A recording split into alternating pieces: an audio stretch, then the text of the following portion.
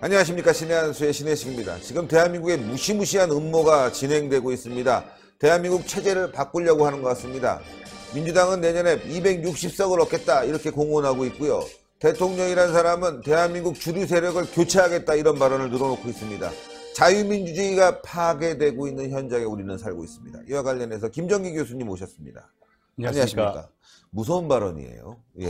소름 끼칩니다. 네네. 아주 무서운 발언입니다. 어떻게 보면은 권력 교만의 네. 극치죠. 네네. 근데 역사는 그렇잖아요. 네. 역사는 항상 단기적으로 악이 성해 보이는 것 같지만은 예. 궁극적으로는 선의 승리로 끝났잖아요. 네네. 그래서 임기 5년의 시한부 권력에 이 불과한 이 별 볼일 없는 권력에 취해가지고 네네. 감히 어떻게 이런 말을 할 수 있어요? 옛날에 2017년 네. 대선에 임하는 가정에서 네. 문재인이 이런 이야기를 합니다. 내가 가장 강렬하게 하고 싶은 일은 대한민국 정치에서 주류 세력을 교체하는 것이다. 야. 낡은 체제를 대청산하고 새로운 체제로 교체하는 것이다.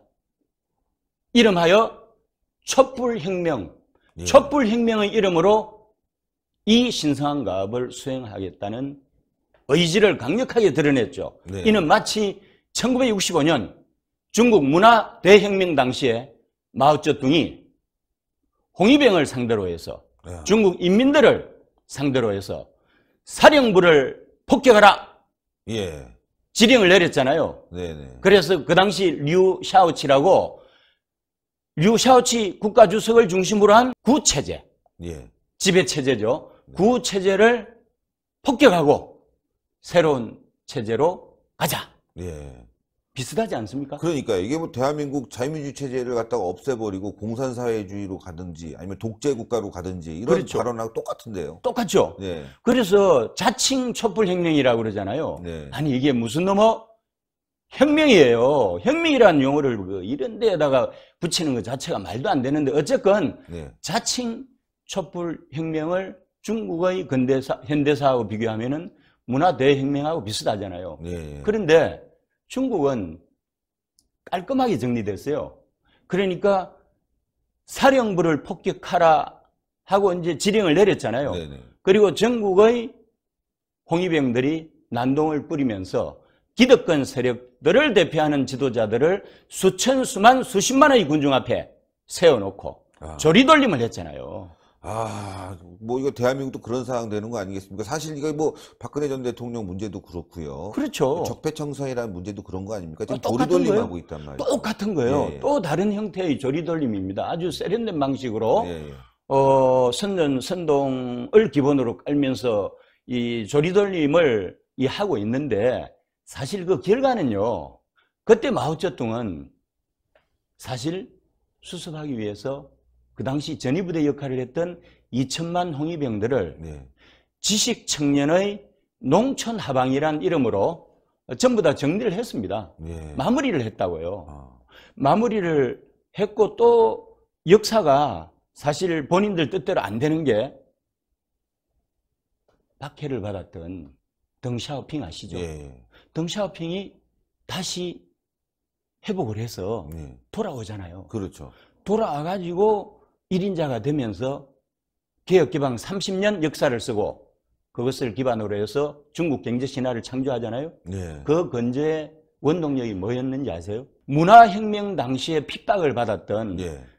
소위 말해서 구체제의 기득권 세력들이 오랜 기간 동안 온갖 박해와 고통을 당하면서 살았잖아요. 예. 이들을 복권시키고 이들을 전위부대에 내세워서 중국 개혁개방을 성공시키고 오늘날 경제 부흥이 된 거예요. 예. 예를 들면은 중국의 새로운 황제 시진핑의 아버지가 시중진이잖아요. 시중진이 복권이 됐습니다. 예. 그리고 중국 개혁개방의 1차 개혁개방의 상징이 강동성 제1석이에요. 강동성 성장보다 높은 사람이 당석입니다. 예. 거기 가서 이 중국 개혁개방 1차 성지인 강둥성을 기반으로 해서 사실 개혁개방을 성공시킨 견인차 역할을 했던 사람이 바로 시중진이고 그 아들 시진핑이 지금 황제로 등극했지 않습니까? 그러니까요. 그런 거예요, 역사가. 그러니까 역사가 돌고 도는 거거든요. 그런데 어떻게 5년 임기의 시한부 권력에 불과한 이 권력을 가지고 대청산을 하면서 감히 주류 세력을 교체할 수 있다는 오만방자함을 국민들 앞에 당당하고 떳떳하게 말할 수 있는 거냐고요, 이게. 제정신이 아니군요. 제정신. 정말 그렇습니다. 예, 제정신이 아니고. 결국 결론은 어떻게 될 것 같습니까? 똑같이 당할 것 같아요. 더 심하게. 닭감빵 갈 것 같습니다. 중국처럼 가겠죠. 예. 중국 역사가 그랬듯이 이전에 이제 탄핵을 당해서 지금도 감옥에서 고생하고 있는 박근혜 내지는 주류 지배계층들이 똑같은 방식으로 똑같이 해줄 거예요. 예.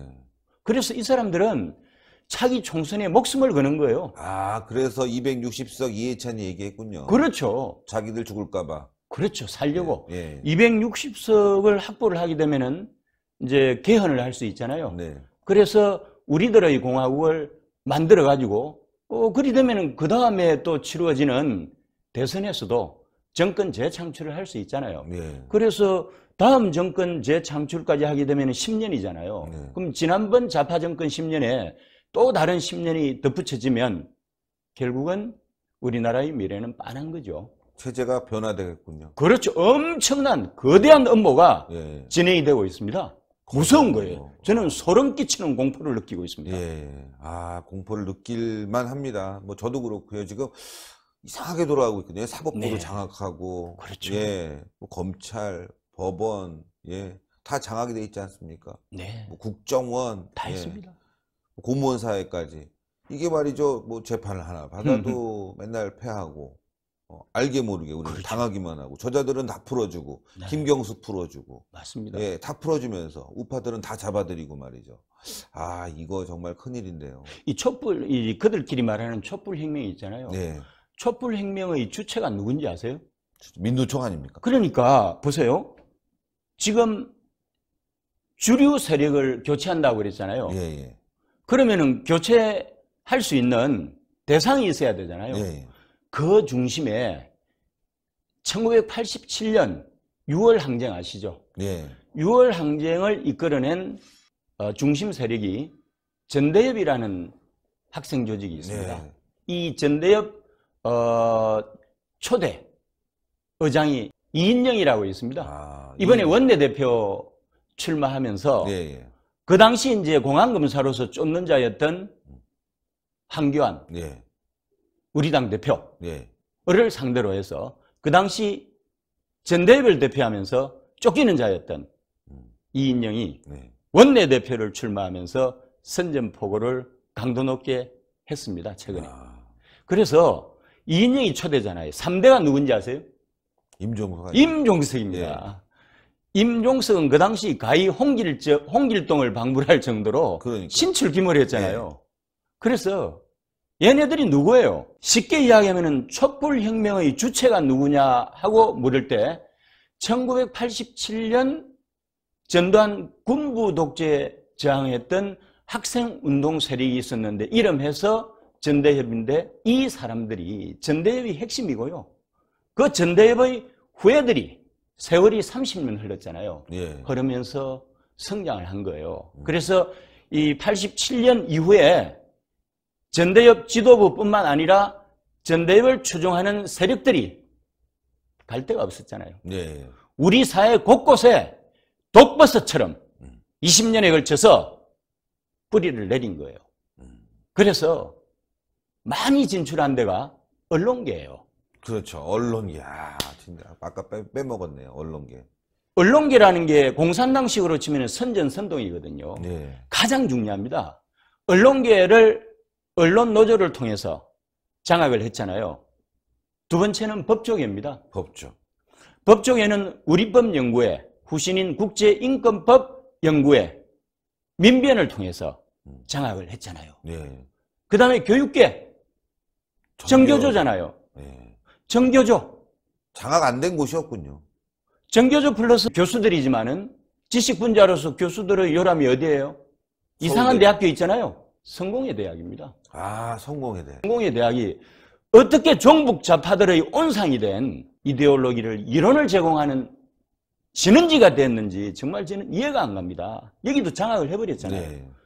그리고 또 참여연대 아시죠? 참여연대, 시민단체까지. 아, 참여연대는 시민단체 활동과 싱크탱크 역할을 동시에 진행을 하잖아요. 네. 여기 주류가 누군지 아세요? 김기식. 그렇죠. 예. 뭐 많습니다. 지금 공정거래위원장 김상조, 네, 김상조. 그다음에 지금 민정수석하는 조국, 조국. 뭐 네. 등등 그냥 쫙 깔려 있는데 뭔가 하면은 여기서 핵심 주류들이 주로는 대학 교수나 변호사들이에요. 네. 그래서 이제 진보적 성향을 가지고 있는 교수들이 다 모여 있고 네. 진보적 성향을 가지고 있는 민변 출신 변호사들이 다 모여 있고 또 학생운동권 출신들이 또 뒤에서 사상 개조 작업을 하면서 리드를 하고 뭐 이런 식으로 해서 참여연대가 이번 정권 중앙부처에 압도적으로 진출을 했던 이유가 사실은 이론도 되고 행동도 되는 사람들이 많았기 때문에 사실 공급자 역할을 충분히 했다고 보고요. 또 한 가지는 네. 이런 것도 있습니다. 이거 아시죠? 예. 민노총. 민노총. 민노총이 물론 뭐 이 양대 노조지만은 사실은 민노총을 합법화해주는 김대중 정권이 대한민국을 지금 망조로 몰아가는 그런 조치를 취했다고 생각합니다. 예. 왜 복수노조를 허용해가지고 저 독버섯 같은 민노총이 오늘날 대한민국을 마치 공산당처럼 지배하는 구조를 만들어주느냐고요. 민노총이 무서운 조직입니다. 지금 말씀드린 그 조직들이 전부 민노총 하부 조직이에요. 하부 조직인데 다 독립공화국이긴 한데 어쨌건 민노총이라는 것은 노동자 집단이잖아요. 네. 한총련 무리들이 노동계도 되게 진출을 많이 했고요. 얘네들이 노동을 한 줄 아세요? 거기 들어가가지고 이데올로그 역할을 하는 거예요. 공산권에서 보는 정치 지도위원 같은 거 있잖아요. 네. 그래서 민노총이나 정교조 가면은 중국 공산당이나 북한 노동당의 실세 그룹이 정치국이라는 게 있죠. 네. 그 정치국원이 다 하잖아요. 네. 마찬가지로 민노총이나 정교조에도 정치위원회라는 게 있습니다. 아, 정치위원회라는 거. 예.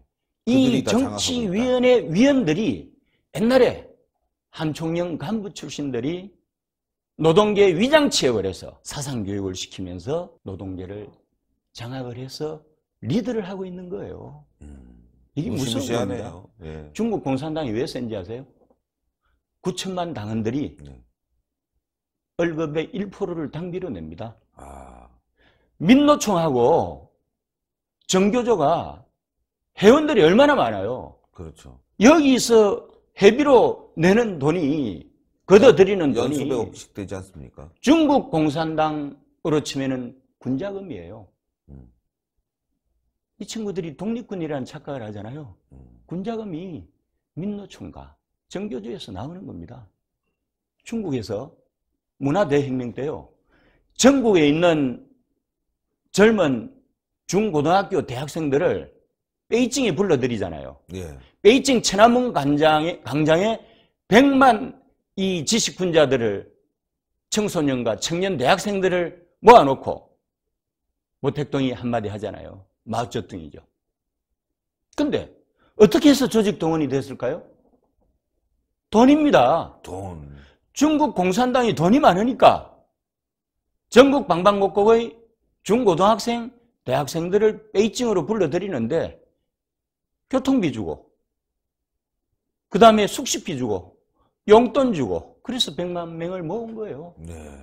마찬가지로 마오쩌둥이 천안문 광장에 100만 청소년, 청년 학도들을 모아가지고 홍위병화 했듯이 대한민국에 거대 부대로서 풍족한 재원을 확보하고 있는 민노총과 정교조가 있다는 겁니다. 아, 슬픈 역사예요. 네. 직시해야 됩니다. 얘들이 꿈꾸는 세상이 뭐겠습니까? 그렇죠. 무섭습니다. 저는 생각을 하면 잠이 안 와요. 네. 소름 끼치는 공포를 느낀다니까요. 이 정도로 곳곳에 다 독버섯처럼 파고들어가지고 우파 정권이 들었으면 흔들기를 하잖아요. 무섭습니다. 보세요. 그렇죠. 이명박 정권이 압도적인 지지를 획득해서 2008년 데뷔하죠. 데뷔하자마자 무슨 일이 있었습니까? 광우병 촛불난동 있었죠. 광우병이 있었잖아요. 네. 그래서 민노총 정교조로 대표되는 이 홍비영 부대가 기본적으로 인적 자원도 많고 그 다음에 플러스 시민단체 연합이다 뭐 등등등등 해가지고 거대 부대가 포진을 하고 있는데 문제는 조직 동원 역량이 탁월한 것이 결국 뭐 때문에? 돈이에요. 돈이 되는 거예요. 돈 되고 사람 되고 이것만 가지고는 안 되잖아요. 사람들을 선전선동해서 투사를 만들어야 되잖아요. 그래서 2008년부터 대한민국 좌파들이 주도하는 시위 현장에 나타난 게 뭔지 아세요? 촛불입니다. 촛불이에요. 네, 촛불. 이 촛불을 상징한 거예요. 이 촛불을 상징하여서 그 다음에 두 번째 일어난 일이 뭡니까? 기억하세요? 두 번째가? 2014년 뭐였죠? 세월호잖아요. 세월호. 와. 세월호 사태 때 죽어간 정말 꿈 많은 우리의 아들, 딸들 얼마나 안타까워요. 여기에 등장한 것이 뭡니까? 촛불이잖아요. 예, 예. 이 촛불이 리드를 하면서 세월호 사건을 정치 사회화하는 데 성공을 하고 여기에 전위부대 역할을 한 것이 민노총 소속의 자경화된 언론 노조가 선전선동을 밥 먹듯이 하면서 KBS, MBC, YTN, 연합뉴스 등등 해가지고 아니 우파 정권이 멀쩡하게 살아있는데도 이런 난동을 뿌린 거 아닙니까 이게. 그러니까요. 그거는 이제 박근혜 때잖아요. 누구 때? 이명박 때는 광우병 촛불. 박근혜 때는 세월호. 세월호로 시작한 거예요. 그래서 국정농단의 이름으로 최순실을 끌어냈잖아요. 최순실도 기가 막히게 끌어낸 거예요. 이 사람들은요. 공산체제 하에서는 선전선동이 가장 중요합니다. 그래서 제일 먼저 하는 게 뭔지 아세요? 언론장악이에요. 언론장. 문화대혁명 때도 강청 4인방이 언론을 장악을 했잖아요. 예. 그래서 혁명가업을 10년 동안 차질 없이 수행을 한 거예요. 순진한 대한민국 국민들을 사지로 몰고 가가지고 결국은 말도 안 되는 제명을 덮으씌워가지고 그 당시 현재 권력이었던 박근혜 대통령의 권력을 무력화시키면서 탄핵 심판을 내렸잖아요. 여기에 무시무시한 공포가 안 느껴지세요? 그리고 나서 그 촛불혁명에 가담했던 핵심 분자들을 중국은 농촌 하방의 이름으로 조기에 정리를 해서 다시 이전 구 체제를 대표했던 사람들이 롤백 해가지고 다시 원점으로 돌리면서 역사를 제대로 쓰기 시작했는데 우리는 이 나쁜 놈들이 여기에 그치지 않고 하방은커녕 금방 말씀드린 대로 한국 정치사회 모든 곳에 중요한 자리들을 전부 다 확보를 하게 되는데 상황이 어느 정도인지 아세요? 우리 상권분립 이야기 하잖아요. 입법부, 사법부, 행정부잖아요. 네. 입법부 지금 300명이죠. 그중에 150명 넘었습니다. 물론 민주당이 150석이 안 되기 때문에 범여권 연대로 하면 정확하게 153석입니다. 과반 확보했죠. 그렇죠. 아직까지는 핵심이라고는 말할 수는 없지만은 사실상 문재인 시대의 핵심들이 누구겠습니까? 임종석, 그 다음 이인영, 조국 이런 부류들 아니겠어요? 네. 그런데 실제로 지금 국회의장이나 그 다음에 뭐 국무총리나 다 뭐 힘 없잖아요. 여기에는 이전의 전통 진보죠, 그죠? 전통적인 진보적인 성향을 가지고 있는 시니어들을 자리에 앉히고 실질적으로는 이 전대협의 핵심들을 당에 재배치했잖아요. 그렇죠. 양정철이 민주연구원까지 장악을 해버렸죠. 네. 싱크탱크 아닙니까? 네. 이런 식으로 이제 다음 차기 정권에서는 아마 이 민주당 내에서도 최고의 지도부까지 장악을 하는 그런 사태가 올 텐데요. 그래서 어쨌건 민주당을 장악을 했고요. 입법부를 민주당을 실질적으로 장악하면서 입법부를 장악을 했고요. 그 다음에 행정부잖아요. 행정부는 뭐 당연하죠. 뭐 18개 중앙부처 장관이 있거든요. 그 중에 몇 명인지 아세요? 전대협 출신들이 내지는 진보 성향이 14명입니다. 18개 중에서. 그리고 이제 지방정부로 가면요. 물론 선출직이지만은 강력지자체 단체장이 18명인데요. 14명. 그 다음 교육감이 있죠. 강력지자체 단위로 선출하는 교육감 18명 중에 14명이 이들입니다. 그래서 중앙부처, 지방은 선출직이지만은 강력단체장과 강력교육감까지 거의 싹쓸이 수준으로 교육감도 그렇죠. 거의 다 해버렸어요. 거의 다 해버렸고 사법부네요. 사법부의 핵심은 대법원과 헌재잖아요. 헌법재판소는 9명 중에 6명이 이미 접수를 다 해봤고요. 그러니까 위원회에 필요한 정족수가 가반이잖아요. 이미 9명 중에 6명 확보했습니다. 이번에 이미선 통과되면서 6명 안정적으로 확보해서 헌법재판소는 접수했고요. 대법원이 14명이군요. 대법원이 14명인데 문재인이 임명한 사람이 4명이에요. 그리고 임기 내내 임명할 수 있는 사람이 5명. 그리 되면 몇 명이 되죠? 9명이 되죠. 가반을 획득했잖아요. 사법 끝났습니다. 끝났네요. 그 다음에 이제 그러면은 이 입법부, 사법부, 행정부 다 끝났잖아요. 선출직 다 끝났잖아요. 사실은 가장 중요한 게 이 세 개를 합친 것보다 더 막강한 정치 권력이 대한민국에서 청와대 권력 아닙니까? 그렇죠. 청와대가 말하자면은 핵심 권력인데 이 청와대요. 비서관급 이상입니다. 비서관급 이상 인사들 중에서 30% 이상이 한 21명 정도 됩니다. 64명 중에 20명 이상이 일종의 전대협 지도자 내지는 그 후예들이 그룹으로서 청와대는 접수를 해버린 거예요. 그 중심에 임종석이 있었고 그 중심에 조국이 있는 거예요. 무시무시하지 않습니까? 이 정도면은? 이제 뭐 내년에 260석까지 얘기할 만 하겠네요. 뭐 260석 되겠어 하는데 지금 뭐 대한민국을 다 장악한 상황이니까. 또 하나 더 있어요. 마지막으로. 재벌 장악. 재벌. 이번에 대한항공 접수했잖아요. 그렇죠. 살인 정권입니다. 아니, 세계에 빛나는 대표적인 항공회사, 항공물류업체인 대한항공.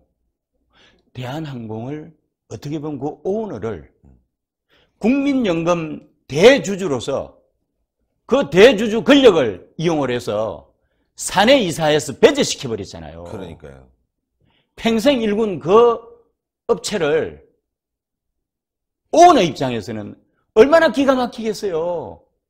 이게 말하자면은 국민연금을 이용해서 대한민국의 재벌 기업을 접수하는 작업이 착착 진행되고 있는데 대한항공은 빙산의 일각에 불과합니다. 이 사람들의 최종 목표가 어딜까요? 삼성그룹이에요. 삼성을 접수하고 무너뜨리는 겁니다. 삼성이 무너지면 대한민국이 무너져요. 삼성은 대한민국 경제지도의 3분의 1입니다. R&D 투자 있잖아요. R&D 투자가 미래 대한민국이 과학기술대국으로서 존속하는 데 있어서 가장 중요하잖아요. 그 투자의 54%를 삼성이 담당합니다. 이런 삼성을 공중분해 시켰을 때 대한민국 경제에 미래가 있겠어요? 없죠. 굶고 살아야죠. 그러면은 혁명이라는 게 굶으면서 거지가 되었을 때 국민들이 거리로 뛰쳐나온다는데 제발 굶어 죽을 지경이 돼서 거지가 되기 전에 대한민국 국민들이 거리로 뛰쳐나와서 이 말도 안 되는 정권을 타도하는데 앞장서야 됩니다. 시민혁명의 흐름으로, 시민혁명의 이름으로 우리가 본때를 보여야 된다고요. 오늘도 정말 중요하고 무시무시한 말씀을 해주셨습니다. 국민들이 각성해야 될 것 같습니다. 말씀 너무너무 감사드립니다. 감사합니다. 여러분들 정말 어마무시합니다. 이런 일들이 벌어지고 있는데요. 이번 주입니다. 이번 주 토요일 오후 1시 반 광화문에 모이셔야 될 것 같습니다. 지난주 모인 그 자리에 그대로 모이시면 좋을 것 같습니다. 이번 주에도 자유한국당과 시민단체가 이 정권 규탄, 문재인 정권 규탄을 위해서 다 모이니까요. 여러분들 좀 많이 모이셔서 함께 싸워야 되겠습니다. 이거 나라가 정말 무너졌다고 봐도 과언이 아니네요. 어떻게든 살려야 되겠습니다. 여러분들의 참여가 절실히 필요합니다. 신의 한수 구독 많이 해주시고요. 추천 버튼 많이 눌러주시고 댓글로 또 많은 성원 부탁드리겠습니다. 대단히 감사합니다. 감사합니다. 감사합니다.